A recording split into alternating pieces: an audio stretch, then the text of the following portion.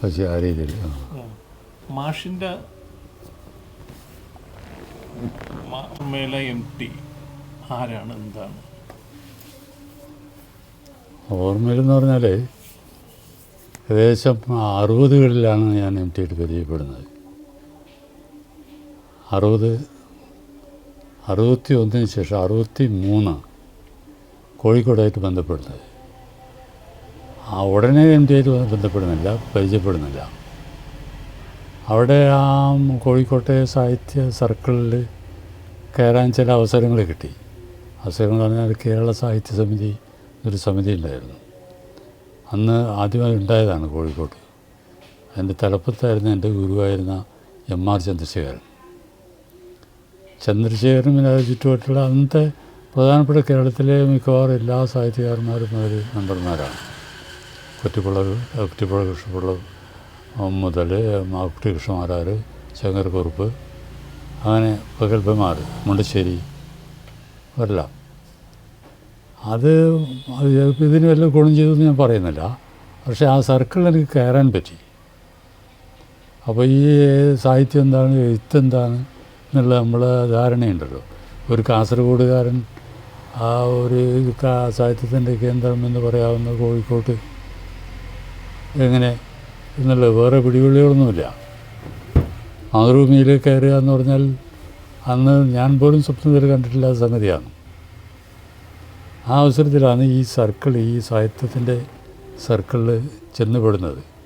അതിന് ഉത്തരവാദി എൻ്റെ ഗുരുവായിരുന്നു ബേക്കൽ ഫിഷറീസിലെ മരിച്ച അദ്ദേഹം 2 ആഴ്ച മുമ്പ് മറിഞ്ഞത്.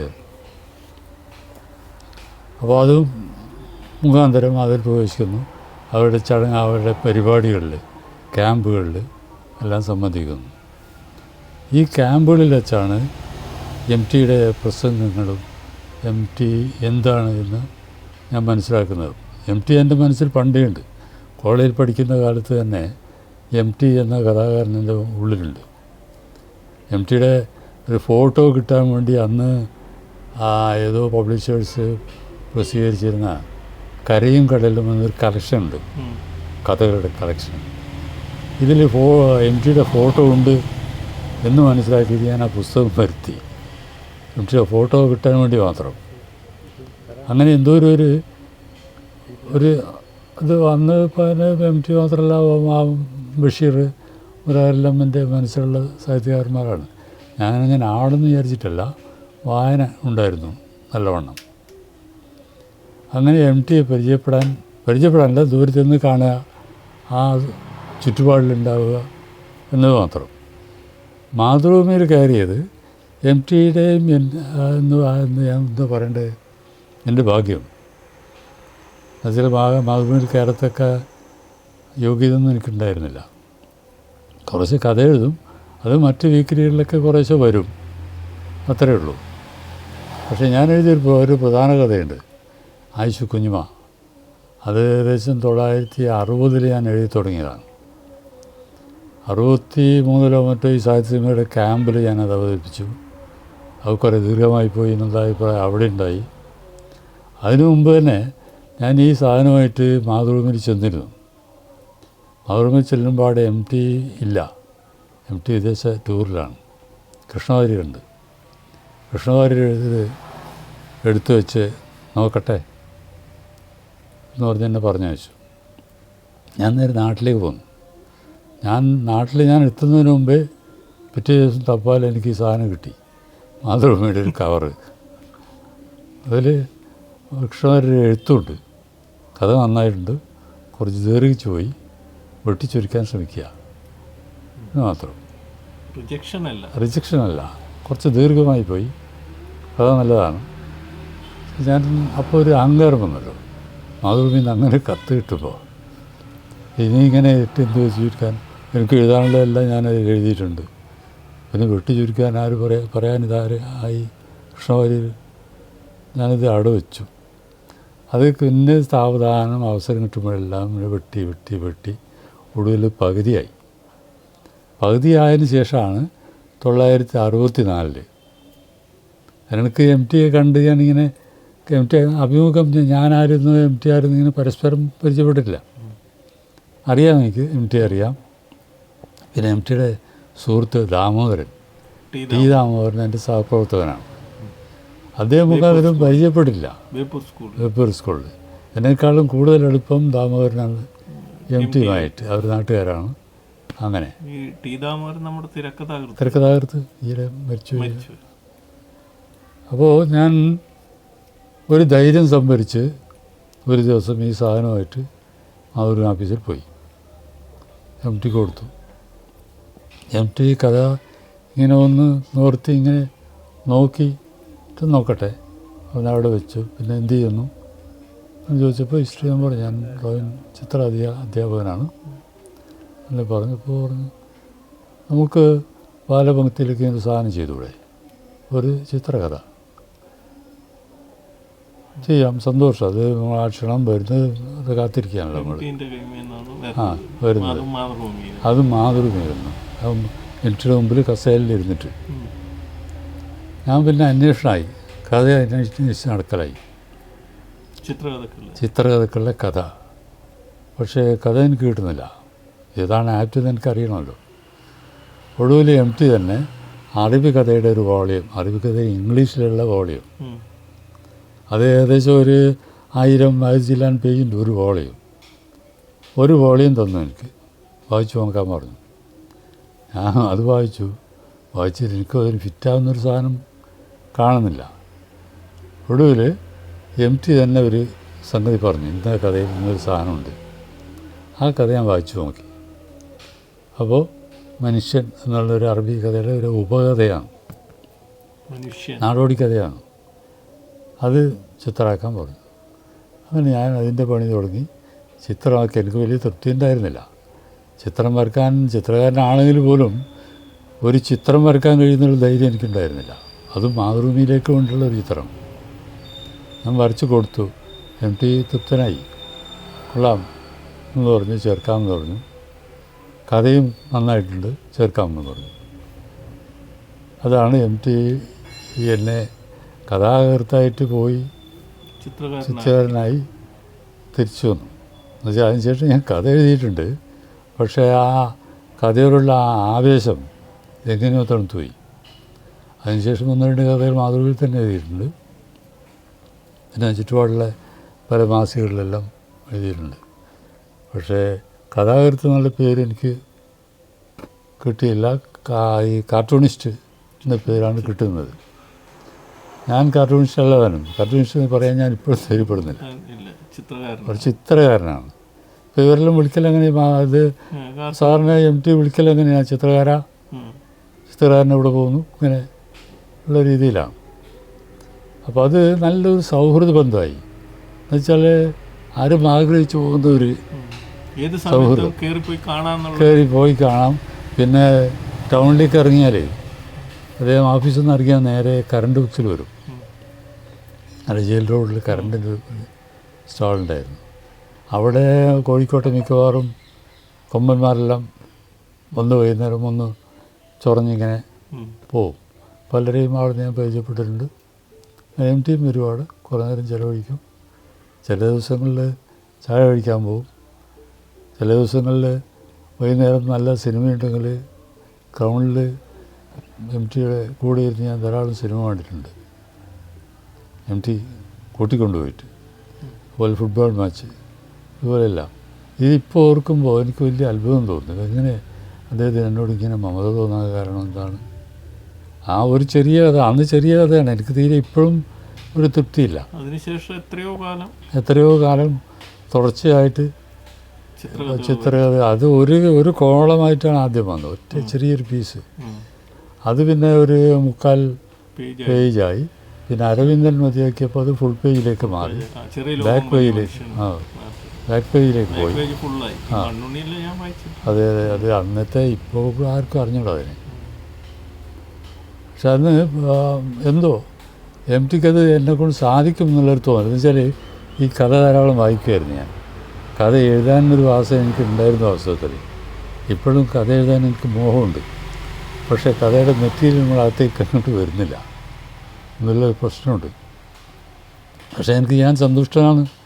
എന്നുവെച്ചാൽ ഒരു കഥ എഴുത്തുകാരനേക്കാൾ എനിക്ക് പേരും പെരുമയും എല്ലാം ഉണ്ടാക്കി തന്നത് എം ടിയുടെ ഈ ദാനമാണ്, ദാനം തന്നെ പറയും ഞാൻ. എന്നുവെച്ചാൽ എന്നെക്കാളും എത്രയോ മിടുക്കന്മാരായ ചിത്രകാരന്മാരുണ്ട് ചുറ്റുപാട്, എൻ്റെ ചുറ്റുപാടും, എൻ്റെ സ്നേഹിതന്മാരായിട്ട്. പക്ഷേ എം ടി ഇഷ്ടപ്പെട്ടത് ഈ സാധനമാണ് കൂടുതൽ. പിന്നെ ഞാൻ കൂടുതൽ സ്വതന്ത്രനായി. എന്ന് വെച്ചാൽ അറബിക്കഥകളെല്ലാം ചെയ്യുമ്പോൾ അറബിക്കഥകൾ ബാക്കി മറ്റേ സിൻബാദിൻ്റെ കപ്പൽ യാത്ര, മറ്റേ ഇത് മറ്റേ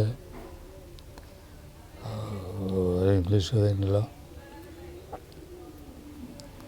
ഞാൻ പെട്ടെന്ന് പറഞ്ഞത്, അത് രണ്ടും ചിത്രമാക്കി. പക്ഷെ അതിലൊന്നും എനിക്ക് ഈ ഇതുണ്ടല്ലോ ബലൂണ് ക്യാപ്ഷൻ എഴുതാൻ ധൈര്യമില്ലായിരുന്നു. എന്നുവെച്ചാൽ എഴുതി തെറ്റിപ്പോയാലോ വിചാരിച്ചിട്ട് വേറെ കടലാസിൽ എഴുതി ഫൂട്ട് നോട്ട് മാതിരിയാണ് ഇത് കൊടുത്തുകൊണ്ടിരുന്നത്.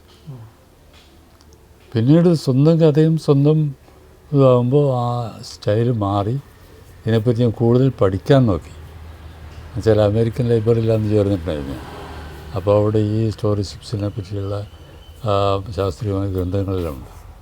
പിന്നെ ഇത് ഈ കറണ്ട് ബുക്സ് എന്ന് പറയുന്നത് അവസരത്തിൽ എനിക്കൊരു കോളേജോ യൂണിവേഴ്സിറ്റിയോ എന്തുമല്ലായിരുന്നു. എന്നുവെച്ചാൽ ഞാൻ അതിൻ്റെ അകത്ത് കയറിയാൽ അതിനകത്ത് ധാരാളം കോമിക്സ് ഇതുപോലെയുള്ള സാധനം പബ്ലിക്കേഷൻസ് ഉണ്ട്. പൈസ കൂടാതെ എനിക്കിതെല്ലാം മറിച്ച് നോക്കാം. മേനോൻ എൻ്റെ സുഹൃത്താണ്, എൻ്റെ മാനേജർ. അപ്പോൾ ഈ ചിത്രകല, ഈ ചിത്രം വരയ്ക്കാനുള്ള ചില ചില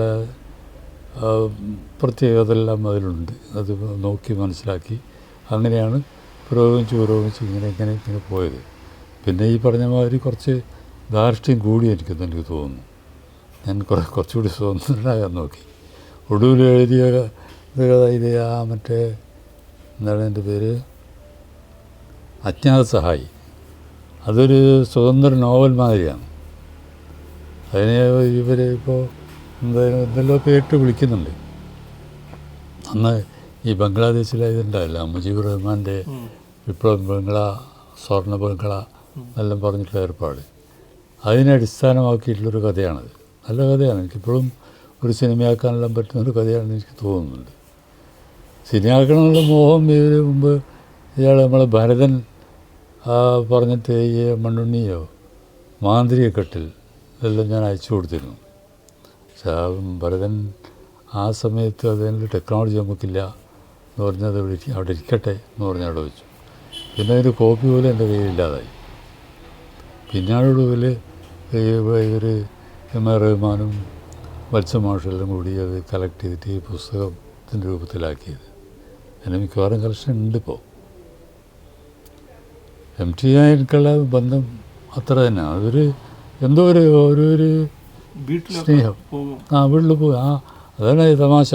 ഞാൻ ഈ കയറ് പിടിച്ചിട്ട് ചരട് പിടിച്ചിട്ട് അത് വീട്ടിൽ പോയാന്ന് ഈ പുസ്തകം എനിക്ക് തന്നത്. വീട്ടിൽ പോകാൻ പറഞ്ഞ് ഞാൻ വീട്ടിൽ പോയി. വീട്ടിൽ നിന്നാണ് ആദ്യത്തെ അറബി കഥയുടെ ഒരു വോളിയം എനിക്ക് തരുന്നത്. ഈ ഒരു വോളിയം വായിച്ചു കഴിഞ്ഞിട്ട് എനിക്ക് ഇംഗ്ലീഷ് വായനയിൽ വലിയ ഒരു ഇതൊന്നും ഉണ്ടായിരുന്നില്ല. 10ാം ക്ലാസ്സുകാരൻ കോളേജിൽ ഒരു കൊല്ലം പോയെന്നേ മാത്രമേ ഉള്ളൂ. ഈ കഥകളിൽ ഞാൻ വായിച്ചത് അതുപോലെ 4 വോളിയങ്ങൾ, ഒറ്റ വോളിയല്ല. അറബി കഥകളിൽ ഇംഗ്ലീഷിലുള്ള 4 വോളിയങ്ങളുണ്ട്. അതെല്ലാം ഞാൻ കൊണ്ടുപോയി വായിച്ചു. അതിനുശേഷവും ഞാൻ ഈ ഉപദ്രവം തുറന്നുകൊണ്ടേയിരുന്നു. ഇടയ്ക്ക് വീട്ടിൽ പോവും. അദ്ദേഹത്തിൻ്റെ മുകളിൽ മച്ചിന് അന്ന് അവരുടെ ഭാര്യയുടെ വീട്ടിലാണ് താമസം, പഴയ വീട്. അവിടെ ഒരു മച്ചുണ്ട്, പഴയ സ്റ്റൈൽ വീടാണ്. മച്ച് നിറയെ പുസ്തകങ്ങളാണ് റാക്ക് വെച്ചിട്ട്, നിറച്ച പുസ്തകങ്ങളാണ്. എനിക്ക് വായിച്ച പുസ്തകങ്ങളാണ് എല്ലാം. അതിൽ നിന്ന് എം ടി തന്നെ വന്ന് സെലക്ട് ചെയ്ത് എനിക്ക് എടുത്തു തരും കുറേ പുസ്തകങ്ങൾ. ആ പുസ്തകങ്ങളായിട്ടാണ് ഞാൻ വരിക. അപ്പോൾ അന്ന് വായനയുടെ തകൃതിയായിരുന്നു. വെച്ചാൽ സ്കൂളിൽ ഡ്രോയിങ് മാഷല്ലേ, പണിയൊന്നും എടുക്കണമല്ലോ, ഹോംവർക്ക് അങ്ങനത്തെ സംഗതിയൊന്നുമില്ലല്ലോ, വായന. പിന്നെ ഈ വരക്കാൻ ധാരാളം സമയം, ധാരാളം സ്വസ്ഥത എല്ലാം ഉണ്ടായിരുന്നു. അങ്ങനെയാണ് 8-10 കൊല്ലക്കാലം ഈ ചിത്രകഥ വരച്ച് കഥാകാരൻ കാർട്ടൂണിസ്റ്റായി മാറിയത്. പക്ഷെ എൻ്റെ യഥാർത്ഥ ശരിയായ മനസ്സിലുള്ള ഇപ്പോഴും ഞാനൊരു കഥാകാരനാണ്. അതിന് തക്ക ഭാഗ്യം ആ ഒറ്റ കഥ തന്നെ കൊണ്ടുതന്നെ ഞാൻ കഥാകാരനായി എന്നുള്ള വാസ്തവമാണ്. അത് എം ടി ഇത് എനിക്ക് ദോഷം ചെയ്തെന്നല്ല ഞാൻ പറയുന്നത്. അത് ഞാൻ രണ്ടിനെയും പരിപോഷിക്കണമായിരുന്നു. കുറേ കാലം വെച്ച് നോക്കി ഞാൻ കഥ എഴുതാനും ചില കഥകളെല്ലാം എഴുതിയിരുന്നു. പക്ഷേ ഈ അതിൻ്റേതായ ചില വഴികൾ തേടി എന്ന് പറഞ്ഞാൽ പണ്ടെല്ലാം ഒരു കഥ എന്ന് പറയുമ്പോൾ നമ്മൾ മനസ്സിൽ വരുന്നത് കാരൂർ, മറ്റേ തകഴി, ബഷീർ, കേശവദേവ് മുതലാരെല്ലാം. അത് മാറി മാറി ഒടുവിൽ മാധവിക്കുട്ടിയിൽ നിന്നും എല്ലാം ഇങ്ങോട്ട് വന്നല്ലോ. അത് ഞാൻ അനുകരിക്കാൻ തുടങ്ങി. മാധവിയിൽ വന്ന മറ്റ് രണ്ട് കഥകളും ഒന്ന് MT സ്റ്റൈലാണ്. MTയുടെ തന്നെ സ്വന്തം കഥയാണ്, മഞ്ഞിൻ്റെ നേർപകർപ്പ് എന്ന് പറയാം. പക്ഷെ ഞാൻ അറിഞ്ഞുകൊണ്ട് ചെയ്തതല്ല അത്. മഞ്ഞ് വായിച്ചുള്ള ഹരത്തിൽ ഏതോ ഇൻസ്പിറേഷൻ കൊണ്ട് ഞാൻ ആ കഥ എഴുതി. ആ കഥയിലെ കഥാപാത്രങ്ങൾ ഈ MTയുടെ മഞ്ഞിൻ്റെ കഥാപാത്രങ്ങളുടെ പേരും സ്റ്റൈലും എല്ലാം പരസ്പരം തിരിച്ചറിയാൻ പറ്റാത്ത രീതിയിലായിരുന്നു. ആൽഫ്രഡ് തോമസ്, വിൽഫ്രഡ് ഗോമസ്, പിന്നെ വിമല കമല, ഇങ്ങനെയുള്ള ചില മാറ്റങ്ങൾ. ഇത് MTയുടെ കയ്യിൽ ഞാൻ കൊണ്ടു കൊടുത്ത് MT വായിച്ചു നോക്കി MT ചേർത്തതാണ് അത് വീക്കിലിയിൽ. അപ്പോഴും MT പറഞ്ഞില്ലോടോ ഇത് മറ്റേതാണല്ലോ എന്ന് എന്നോട് പറഞ്ഞിട്ടില്ല, ഞാൻ മനസ്സിലാക്കിയിട്ടില്ല. പിന്നീട് ഞാൻ മനസ്സിലാക്കുന്നത് ഇത് അത് തന്നെയാണല്ലോ. പക്ഷേ ഇത് നല്ല കഥയായിരുന്നു അത്. പക്ഷേ ഞാനത് ഇത് ഉൾക്കൊണ്ടത് MTയുടെ കഥയിൽ നിന്നാണ്. ഇതേ സോക്കേട് തന്നെ പിന്നെ മാധവിക്കുട്ടിയുടെ അതിന് അനുകരിക്കുന്നതിലും എനിക്ക് കിട്ടി. മാധവിന് ഇതൊന്ന് മൂന്നാമത്തെ കഥ മഴ എന്നാണ്. ആ മഴൻ്റെ പേരിട്ട് MT തന്നെയാണ്.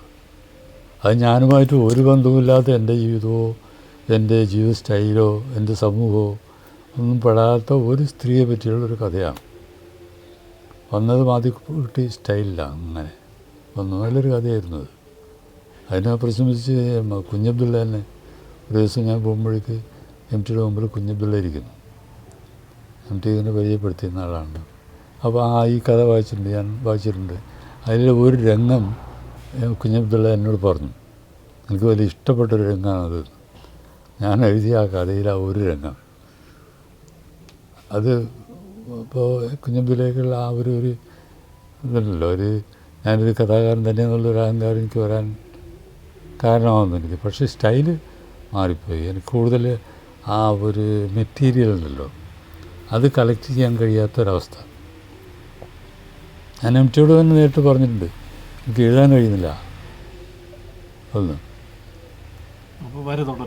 വര തുടരാൻ നീ വരക്ക് എന്ന് പറഞ്ഞു. പിന്നെ ലാസ്റ്റ് കാണുന്നത് അപ്പോൾ ഈ പുസ്തകത്തിൻ്റെ ഇതിന് വേണ്ടിയിട്ട് ആദ്യം പോയപ്പോൾ റഹ്മാനും ഉണ്ടായിരുന്നു എൻ്റെ കൂടെ. റഹ്മാൻ, വത്സ മാഷ്, നമ്മൾ അബ്ബാസ്, രചന അബ്ബാസ് ഉണ്ടായിരുന്നു. രണ്ടാം തവണ പോയപ്പോൾ ഞാനും വത്സ മാഷും ശശിധരനും ഉണ്ടായിരുന്നു. അത് ആദ്യം MT ഒരു ലേഖനം അന്ന് മുതൽ MTക്ക് വായിക്കാനോ എഴുതാനോ ഒന്നും പറ്റുന്നില്ല. ലേഖനം പോകണമെന്ന് പറഞ്ഞപ്പോൾ മൊബൈലിൽ റെക്കോർഡ് ചെയ്തോളാൻ പറഞ്ഞു. അങ്ങനെ മൊബൈൽ റെക്കോർഡ് ചെയ്ത് റഹ്മാൻ അത് തയ്യാറാക്കിയത്. അപ്പോൾ നമ്മൾ എഴുതുമ്പോൾ ചില പശക് പറ്റുമല്ലോ, അത് കറക്റ്റ് ചെയ്യുന്നതിന് വേണ്ടി ഇങ്ങനെ കൊടുത്തയച്ചാൽ അല്ലെങ്കിൽ വായിക്കണം എന്ന് പറഞ്ഞാൽ വായിക്കാനുള്ള ബുദ്ധിമുട്ടുണ്ട്. അത് ഞാനും വത്സ മാഷും പോയി, ശശിധരൻ മാഷും നമ്മളെ കൂടി അന്നാണ് ലാസ്റ്റ് ഞാൻ കണ്ടത്. അന്നും പരവശനാണ്. അതിന് ശേഷം പല പരിപാടികളിലും പങ്കെടുത്തിട്ടുണ്ട്. പിന്നെ അതിൻ്റെ ഇടയ്ക്ക് കുറേ ഗ്യാപ്പ് വന്നു. എന്ന് വെച്ചാൽ ഈ കമ്മ്യൂണിക്കേഷൻ ഗ്യാപ്പ്. ഞാൻ നാട്ടിലായി, ഈ കുടുംബ പ്രാരബ്ധങ്ങളായിട്ട് ഇങ്ങനെ പിന്നെ കഥയോടുള്ള ഒരു മുഷിപ്പ് വന്നു. പിന്നെ ഈ ചിത്രകഥ നിന്ന് പോയല്ലോ. അന്ന് ആ ട്രെൻഡ് മാറി, വായികയുടെ ട്രെൻഡ് മാറി. അപ്പോൾ നമ്മൾ എന്ത് കഥ ചെലുത്തിയാലും അങ്ങോട്ട് കടക്കാതെ മട്ടായി. ഒരു കഥ കൂടി ഞാൻ ചെയ്ത് കൊടുത്തിരുന്നു. അപ്പോൾ MT പറഞ്ഞിപ്പോൾ അതിൻ്റെ ഒരു പത്രം അവർ ഒന്ന് നോക്കുമല്ലോ സർക്കുലേഷനിലെ എന്താണ് ട്രെൻഡ്. ബാലപംക്തിയുടെ വളരെ വീക്കായി. ഇപ്പോൾ ബാലപംക്തി ഇല്ലല്ലോ, കുട്ടികൾക്ക് വേണ്ടിയാണ് ഞാൻ ചെയ്തുകൊണ്ടിരുന്നത്. അങ്ങനെയാണ് MT എൻ്റെ ബേപ്പൂർ 5 വർഷം ഉണ്ടായിരുന്നു. 5 വർഷമാണ് MT, ബഷീർ, എല്ലാം പിന്നെ ദാമോദരനോ അല്ലെങ്കിൽ ചന്ദ്രശേഖരൻ മാഷോ പിന്നെ ഞാൻ മാതൃഭൂമിയിൽ കയറുന്നതിന് ഒരു രീതിയിലും സഹായമായിട്ടില്ല. അങ്ങനെ ചിലപ്പോൾ അങ്ങനെ വിചാരിക്കും, മാഷുണ്ടായിരുന്ന അവിടെ ചിലപ്പോൾ മാഷ് മാതൃഭൂമിയിൽ എഴുതുന്ന ആളല്ലേ, പുസ്തകാഭിപ്രായം എഴുതും. പക്ഷെ എന്നെ കഥ എഴുതാൻ എനിക്ക് കഴിയും എന്ന് പറഞ്ഞത് ചന്ദ്രശേഖരൻ മാഷാണ്. സ്കൂളിൽ ഈ കോമ്പറ്റീഷനിലേ ഞാൻ അറിയാതെ, ഞാൻ അന്ന് പറഞ്ഞില്ലേ, ഞാൻ എഴുത്ത് നല്ല താല്പര്യമായിരുന്നു, വായനയും നല്ല താല്പര്യമായിരുന്നു. ഞാൻ ഫിഷറീസ് ഹൈസ്കൂളിൽ ചേർന്നപ്പോൾ 9ാം ക്ലാസ്സിൽ ആദ്യത്തെ വർഷം തന്നെ വാർഷികം വന്നപ്പോൾ അതിൽ ചെറിയതൊക്കെ 1ാം സമ്മാനം എനിക്ക്, ചിത്രം വരക്കും എനിക്ക് തന്നെ. അപ്പോൾ ആ ഒരു പ്രത്യേക നോട്ടം കിട്ടി. മാസ്റ്റർമാരുടെ പ്രത്യേകിച്ച് എം ആർ ചന്ദ്രശേഖരനെ പോലെയുള്ള അറിയപ്പെടുന്ന സാഹിത്യകാരനല്ലേ. പിന്നെ അത് എഴുതി ട്രാൻസ്ഫറായി പോയപ്പോഴും ഞാൻ പിന്നാലെ കൂടി ഈ പറഞ്ഞ മാതിരി കത്തെഴുതും, കഥ എഴുതി അയക്കും. ചുരുങ്ങിയതൊരു ചെറിയ നോവൽ എഴുതി അയച്ചു കളഞ്ഞു ഞാൻ. ഇത് വായിക്കാനും വേണ്ടി വന്നാൽ പബ്ലിഷ് ചെയ്യാനുള്ള ആഗ്രഹത്തോടെ. ആ മാഷ് പറഞ്ഞ കഥ നന്നായിട്ടുണ്ട്, നല്ല രീതിയിൽ. അന്ന് ഞാൻ ഡയറി രൂപത്തിലാണ് എഴുതിയത്. പക്ഷേ ഇപ്പോൾ പുസ്തകം ഇപ്പോൾ ആക്കണ്ട, കുറച്ച് താമസിച്ചോട്ടെ. അന്ന് എനിക്ക് 10-20 വയസ്സേ ഉള്ളൂ, 20 SLC കഴിഞ്ഞ ഉടനെ പിന്നെ മാഷയിൽ ബന്ധപ്പെടാൻ പറ്റി എനിക്ക്. എന്നുവെച്ചാൽ അവിടെ ജോലിയായി. ആ ഒരു 5-6 കൊല്ലം, 3-4 കൊല്ലമേ ഉള്ളൂ. അപ്പോഴേക്കും മാഷ അവിടുന്ന് മലബാർ കൃഷ്ണ കോളേജിലായിരുന്നു ഇവിടുന്ന് ലെക്ചറായിട്ട് പോയത്. അവിടുന്ന് പയ്യന്നൂർ വന്നു. അപ്പോൾ ആ കണക്ഷൻ വിട്ടു. പിന്നെ മാഷ കാണുന്നത് ഇയാൾക്ക് 5-8 കൊല്ലം മുമ്പ് കണ്ണൂർ വന്നപ്പോൾ ഞാൻ അവിടെ പോയി കണ്ടു. പിന്നെ ഒടുവിൽ ഈ മഴ വാർത്തയാണ് അറിയുന്നത്. ഇവിടെ വരുമ്പോഴെവിടെയും കണ്ടിരുന്നു? ആ, കാസർഗോഡ് വന്നിരുന്നു. കാസർഗോഡ് അവസാന തവണ ബഷീർ പുരസ്കാരം കൊടുക്കുന്നതിന് വേണ്ടി തന്നെ വന്നിരുന്നു അവിടെ. അന്ന് ഞാൻ പോയിക്കൊണ്ടിരുന്നു. വീട്ടിൽ വന്നിട്ടുണ്ട്? വീട്ടിൽ വന്നിട്ടുണ്ട്. ഇവിടെ അല്ല, എൻ്റെ തറവാട് വീട് അവിടെയായിരുന്നു. അന്ന് ഈ സാഹിത്യ പരിഷത്തിൻ്റെ സമ്മേളനത്തിന് വന്നപ്പോഴാണെന്ന് തോന്നുന്നു. MTയും കുഞ്ഞബ്ദുള്ളയും രണ്ടാളും കൂടി വന്നു. ഞാൻ കൂട്ടിക്കൊണ്ടു വന്നു വീട്ടിലേക്ക്. അന്ന് രാത്രിയാണ്, ഒരു സന്ധ്യ കഴിഞ്ഞ ശേഷം ആണ് വന്നത്. രാത്രി 8 മണിയായിരുന്നു. കുറച്ച് നേരം അവിടെ ഇരുന്നു. അന്ന് എൻ്റെ മകൾ ചെറിയ കുട്ടിയാണ്, 1 വയസ്സേ ഉള്ളൂ അവൾക്കുന്നു. അപ്പോഴാണ് വന്നത്.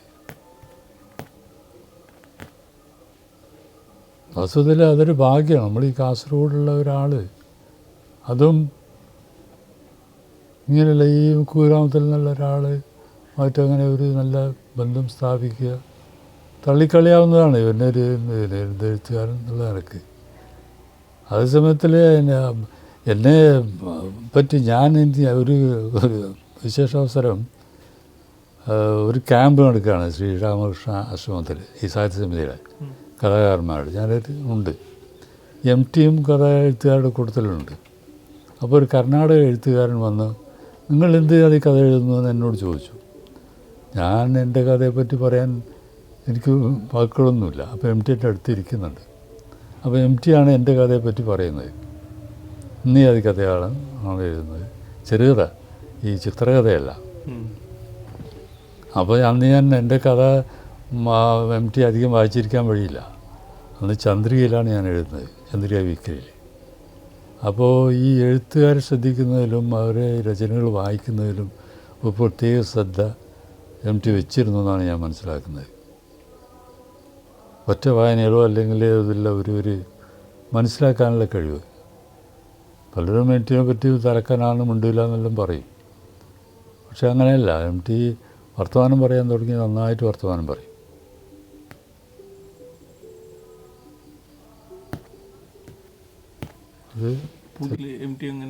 ഇതന്നല്ലേ ഉദാഹരണം. എന്നെപ്പോലെ ഒരാൾക്ക് 10ാം ക്ലാസ് പാസ്സായ ഒരു ചിത്രകലാധ്യാപകനാണ് ഞാൻ. എൻ്റെ കഥ മുൻപിൻ നോക്കാതെ മാതൃഭൂമി ആഴ്ചവെപ്പിൽ ചേർക്കണമെങ്കിൽ അധികം പരിചയമില്ല, മുൻ പരിചയമില്ല. ആദ്യമായിട്ടാണ് ഞാൻ ഈ കഥയുമായി പോയിട്ടാണ് MT എന്ന നിലക്ക് കാണുന്നത്. മുമ്പ് കണ്ടിട്ടുണ്ട്, യോഗങ്ങളിൽ പ്രസംഗിക്കുന്നത്, അങ്ങനെ ആ കൂട്ടത്തിൽ കണ്ട് അങ്ങനെ എത്ര ആൾ കാണുന്നു. എന്നാലും അദ്ദേഹം അത് മനസ്സിലാക്കിയെന്നാണ്, എങ്ങനെയൊന്നും എനിക്കറിഞ്ഞൂടാ. എല്ലാം നിരീക്ഷിക്കുന്നുണ്ട്. നിരീക്ഷിക്കാൻ ഒരു മേഖലയിലെ സർവ്വചലനങ്ങളും അന്ന് മുതലേ നിരീക്ഷിക്കുന്ന ഒരാളായിരുന്നു. അതെ, അതുപോലെ ഈ കഥ ആ 2 വർഷങ്ങളിൽ 64 65 വർഷങ്ങളിൽ മാതൃഭൂമിയിൽ വന്ന ഏറ്റവും നല്ല കഥകളുടെ കൂട്ടത്തിൽപ്പെടുത്തി ദക്ഷിണ ഭാഷ ബുക്ക് ട്രസ്റ്റ് പ്രസിദ്ധീകരിച്ച് ബുക്കാക്കി. അത് അങ്ങനെ അവർ സെലക്ട് ചെയ്തിട്ടുണ്ട് എന്ന് എന്നോട് ആദ്യം പറയുന്ന MT ആണ്. ഓഫീസിൽ നിന്നല്ല, ഈ കറണ്ട് ബുക്സിൻ്റെ മുമ്പൊരു തട്ടുകടയുണ്ട്. ആ തട്ടുകടയുടെ മുമ്പിൽ ഞങ്ങളെല്ലാം കൂടി നിൽക്കുകയാണ്. MT ഉണ്ട്, ദാമോദരനുണ്ട്, ഇങ്ങനെ വേറെ ആരെല്ലാം ഉണ്ട്.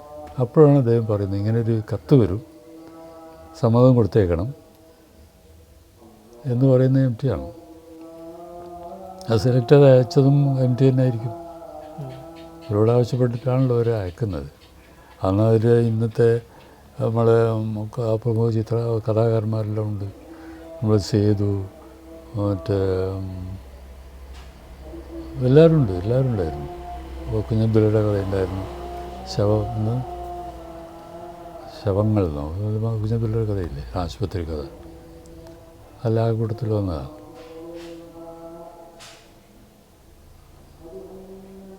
പക്ഷേ കഥയിൽ നിന്ന് പിന്മാറിയതാണ് എനിക്കൊരു ക്ഷീണമായി പോയത്. അതിതെല്ലാം ഒരു അസത്യമാണെന്ന് തോന്നിപ്പോയി. കഥയെഴുത്ത് കുറേ കളവല്ലേ പറയുന്നത്. നന്നായി കളവ് പറയല്ലേ കഥയെഴുത്ത് എന്ന് പറഞ്ഞാൽ. സത്യം പറഞ്ഞാൽ കഥയാവോ? ഇല്ല. കളവ് പറഞ്ഞ സത്യം അത് സത്യം അല്ല. എല്ലാ കഥയും സത്യമല്ലല്ലോ. എന്തോ ഒരു അവർഷൻ വന്നു. പണ്ടെല്ലാം പഴയ ലീഡേഴ്സിൻ്റെ കഥ നിന്നിരുന്നെങ്കിൽ അല്ല, അത് ആൾക്കാരെല്ലാം പറയുന്നുണ്ട് കോഴിക്കോട് വിട്ട് വന്നതാണ്, അബദ്ധമായി പോയത്. പക്ഷേ ഞാൻ ഈ ആയിഷ കുഞ്ഞുമ എഴുതിയത് എൻ്റെ വീട്ടിൽ എൻ്റെ വാപ്പാൻ്റെ കടയിൽ ഇങ്ങനെ ഒരു താഴ്ന്നൊരു പടിയുണ്ട്. അപ്പോൾ വീട്ടിൽ എവിടെയെങ്കിലും പോകുമ്പോൾ എന്നെ അവിടെ ഇരുത്തിയിട്ട് പോകും. ആ സമയത്താണ് ഞാൻ ഈ കഥയെല്ലാം എഴുതുന്നത്. കോഴിക്കോട് പോയിട്ടോ സാഹിത്യം എന്താണെന്ന് മനസ്സിലാക്കിയിട്ടോ അല്ല. പക്ഷെ അന്ന് ധാരാളം വായിക്കുമായിരുന്നു. ഗ്രാമപഞ്ചായത്തിൽ ആദ്യമായി ലൈബ്രറി തുടങ്ങിയപ്പോൾ ഞാനതിൽ ആദ്യത്തെ മെമ്പറായിരുന്നു. എന്നുവെച്ചാൽ എൻ്റെ ഫാദർ അതിൽ പഞ്ചായത്ത് മെമ്പറാണ്, പഞ്ചായത്ത് ബോർഡ് മെമ്പർ. അന്ന് ഇലക്ഷനല്ല, അവർ നിയമിക്കുകയാണ് കുറേ മാന്യന്മാരെ. ആ കൂട്ടത്തിൽ ഉപ്പൊക്കെ തോന്നും. ഇപ്പോൾ വലിയ വായനക്കാരെന്ന് പത്രം വായിക്കും. പത്രം വരെ നീട്ടി വായിക്കുന്നത് കേൾക്കാം. ഈ കഥയോ കഥാപുസ്തകമൊന്നും വായിക്കുന്ന ആളല്ല. അത് തന്നെ അതിൽ മെമ്പറാക്കി ഒരു പുസ്തകം എടുത്തുകൊണ്ട് തരികയും ചെയ്തു. എനിക്ക് മെമ്പറായിട്ട് ചേർത്തിട്ട് ഒരു പുസ്തകം എനിക്ക് എടുത്തുകൊണ്ട് തന്നു. അതും ഇതാണ് നമ്മുടെ കൂട്ടുകൃഷി, എടശ്ശേരിയുടെ കൂട്ടുകൃഷിയെന്ന് എനിക്ക് ആദ്യം കിട്ടിയ പുസ്തകം. അതുമുതൽ വായന, തുടർച്ചയായിട്ട് വായന. അതിനെ ഏതറ്റം വരെ നിലയത് ഇവർ രണ്ടുപേരും നല്ലോണം സഹായിച്ചിട്ടുണ്ട് എനിക്ക് വായനക്ക്. MTയും MR ചന്ദ്രശേഖരനും. അത് ചന്ദ്രശേഖരൻ്റെ അടുത്ത് നിന്ന് പുസ്തകം കിട്ടുന്നത്, അപ്പം അന്ന് ഞാൻ വേങ്ങരയിലാണ്, മലപ്പുറം. ഒരു 2 ആഴ്ച കൂടുമ്പോൾ ടൗണിലേക്ക് വരും. മാഷടുത്ത് കൂടും, മാഷ ലോഡ്ജിൽ. അപ്പോൾ ഈ പുസ്തകാഭിപ്രായത്തിന് ധാരാളം പുസ്തകം കിട്ടും അദ്ദേഹത്തിന്. വായിച്ചു കഴിഞ്ഞിട്ട് പുസ്തകം സ്വന്തമാക്കുകയോ കളയുകയോ എല്ലാം ചെയ്യാം. അപ്പോൾ കഴിയുന്നത്ര പുസ്തകങ്ങൾ മാഷ എനിക്ക് തരും. അത് ബണ്ടിലാക്കി കൊണ്ടുപോകും. ഞാൻ 1-2 ആഴ്ച കൊണ്ട് വായിച്ചു കൊണ്ടും തിരിച്ചു കൊണ്ടുവന്ന് പുതിയ പുസ്തകങ്ങൾ കൊണ്ടുപോകും. അങ്ങനെ വായനയുടെ ഒരു കാലമായിരുന്നു അത്. അതുപോലെ തന്നെ ഈ കഥയും വന്നുകൊണ്ടിരിക്കുമല്ലോ. പക്ഷേ സാവധാനം ആ അന്തരീക്ഷം മനസ്സിൽ നിന്ന് മാറി എന്നുള്ളതാണ് വാസ്തവം. 10-40 കൊല്ലം ഉണ്ടായിരുന്നു, ഞാൻ ഒന്നും ചെയ്തില്ല, ചിത്രവും വരച്ചില്ല.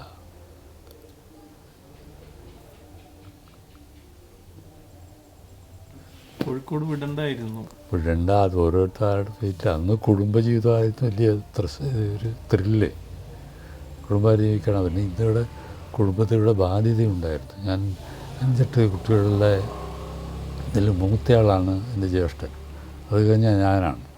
പാപ്പ മരിച്ച ആ സമയത്ത്, ഞാൻ ജോലിക്ക് പോകുന്നതിന് മുമ്പ് തന്നെ പാപ്പ മരിച്ചു. വലിയ കുടുംബമാണ്. ഞാൻ അവിടെ വേറെ എവിടെയെങ്കിലും പോയി ഇങ്ങനെ സൂചിച്ചാൽ ശരിയല്ലല്ലോ എന്നുള്ളൊരു തോന്നൽ.